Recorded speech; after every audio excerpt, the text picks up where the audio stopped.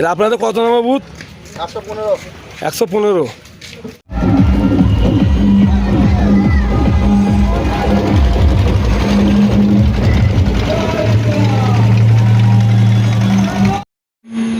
HSC Habib media ও শিয়াখানা TV, আমি শেখ হাবিব রয়েছি আপনাদের সঙ্গে। আমি এই মুহূর্তে উপস্থিত আছি চণ্ডীতলা থানার অন্তর্গত শিয়াখানা পঞ্চায়েত এলাকা, শিয়াখানা ঠিক 31 নম্বর পোল ধারে। এখানে আজ বিজেপির বিজয় মিছিল প্রায় শিয়াখানা পঞ্চায়েতে 16 থেকে 17টা বুথ একসঙ্গে বিজয় মিছিল উৎসব করছে শিয়াখানা বাজারে। আপনারা ভিডিওটি শেষ পর্যন্ত দেখুন, বেশি বেশি শেয়ার করে আপনার মূল্যবান মতামত কমেন্ট বক্সে কী বললেন প্রসেনজিৎ বাগ তা আপনাদের শোনাবো বা দেখাবো। আপনারা ভিডিওটি শেষ পর্যন্ত দেখুন, স্কিপ করবেন না। আপনার সাথে আমি লাইভ দিয়েছিলাম জাঙ্গিপাড়া বাজারে, যে বলেছিলাম যে জাঙ্গিপাড়া এলাকায় একটা বাস স্ট্যান্ডও নাই, টয়লেট নাই, মানুষের প্রচুর অসুবিধা। ও ছিল তখন পরিবহন মন্ত্রী, কিন্তু পরিষেবা দিতে পারে। আপনি আজকে ক্ষমতায় এসেছেন, কি বলবেন এলাকা মানুষের জন্য কি আছে? আপনাদের মাধ্যমে প্রথমেই আমি এলাকাবাসীকে ধন্যবাদ জানাবো যে ভারতীয় জনতা পার্টির যিনি রাজ্য সভাপতি, যিনি আবেদন করেছিলেন এবং আমিও এখানকার বিধায়ক হিসাবে আবেদন করেছিলাম, সমস্ত মানুষ তথা আমার যে ভারতীয় জনতা পার্টির কার্যকর্তাদেরকে সংযম, ধৈর্য আর বিশ্বাস রেখে এলাকায় শান্তি বজায় রাখা। 2021 সালে বিধানসভা নির্বাচনের পর যে রক্তের হোলি খেলেছিল তৃণমূল নামক পিশাচ রাজনৈতিক দল, সেই দলের মতো ভারতীয় জনতা পার্টি করবে না। কারণ ভারতীয় জনতা পার্টির একটা সংস্কৃতি আছে, ঐতিহ্য আছে, মানুষ তাতে সাড়া দিয়েছে।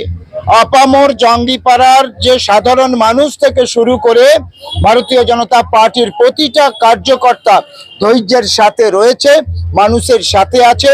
কোথাও কোনো রকমের গন্ডগোল, দাঙ্গা হাঙ্গামা, অশান্তি আজও ঘটতে দেয়নি।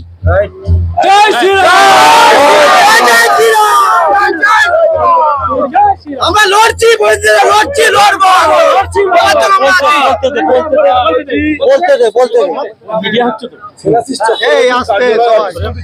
আপনি কিন্তু 3বার আপনি ওনার সঙ্গে দাঁড়িয়েছেন, আজকে কিন্তু আপনি জয়ী হয়ে কেমন লাগছে এই মুহূর্তে? দেখুন, আপনারা ভুল তথ্য পরিবেশন করছেন এবং আগেও সেনাশিস চক্রবর্তী কোনো একটি জায়গায় মিডিয়ার সামনে বলেছিল এবং আপনারাও আমাকে প্রশ্ন করেছিলেন যে আপনাকে 2বার হারিয়েছে, তৃতীয়বারে উনি হ্যাট্রিক করবেন। আপনাদের তথ্যটা সম্পূর্ণ ভুল ছিল, সেদিন আমি ব্যাখ্যা করিনি, আজকে আপনাদের মাধ্যমে ব্যাখ্যা করে দিই। যে 2011 সাল সেদিনকে বিজেপি কত ভোট পেয়েছিল আর হারিয়েছিল কাকে? সিপিএম কে। 2016 সাল হারিয়েছিল কাকে? সিপিএম কে। 2021 সাল কার সঙ্গে প্রতিদ্বন্দ্বিতা হয়েছিল? 2021 সালে প্রতিদ্বন্দ্বিতা হয়েছিল দেবজিৎ সরকারের সঙ্গে। তাহলে হারিয়েছিল কাকে? দেবজিৎ সরকারকে। তাহলে উনি যে বলেছেন যে হ্যাট্রিক করবেন, হ্যাট্রিক কি করে হয়? এটা ভুল তথ্য। জেনে রেখে দেন, আপনাদেরকে বলেছিলাম যে বাঘ খাঁচায় থাকলেও বাঘ, বাঘ জঙ্গলে থাকলেও বাঘ, বাঘ মারা গেলেও বাঘ। বাঘের মুখে পড়েনি, এবারেই বাঘের মুখে পড়েছে এবং শেষ হয়ে গেছে।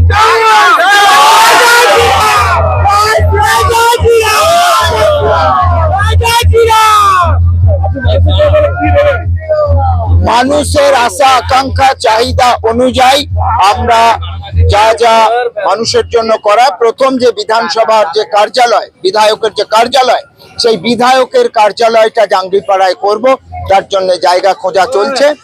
আর কালকে আমার শপথ গ্রহণ আছে, শপথ গ্রহণ নিয়ে এসেই আমি কার্যালয়ে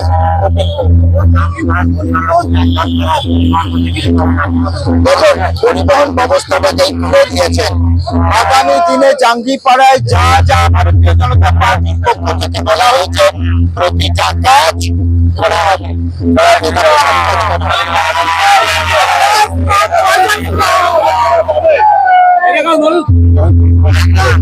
এলাকার মানুষকে যা যা বলা হয়েছে, এলাকার মানুষ আগামী দিনে ভারতীয় জনতা পার্টির কাছ থেকে প্রতিটা বিষয় বুঝে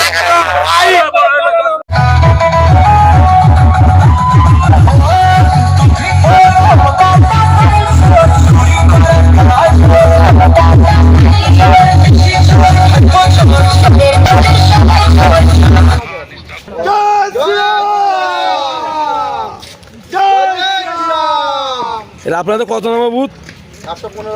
115